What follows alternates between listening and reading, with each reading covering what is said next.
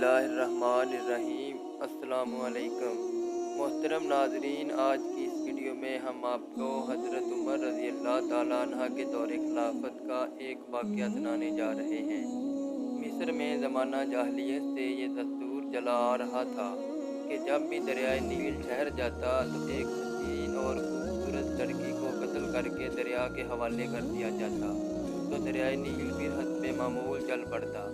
हज़रत उमर रज़ी अल्लाह अन्हा के दौर खिलाफत में जब मिस्र फ़तह हुआ और हज़रत अमर बिन आस वहाँ के गवर्नर मुकर्रर हुए, तो इस वक्त भी हस्बे मामूल दरियाए नील की रवानी ख़त्म हो गई और वो ठहर गया। इस मौका पर हज़रत अमर बिन आस से लोगों ने इस दस्तूर का जिक्र करके और इसके मुताबिक अमल करने की इजाज़त चाही। हज़रत अमर बिन आस ने फरमाया, ये जाहिलियत की रस्म है, हम ऐसा नहीं करेंगे, अलबत्ता अमीरुल मोमिनीन हज़रत उमर से भी मशवरा करूँगा। चनाचे हज़रत अमर ने अमीरुल मोमिनीन को खत लिखा और इस वाक़या की पूरी तफसील बयान करके मशवरा चाहा।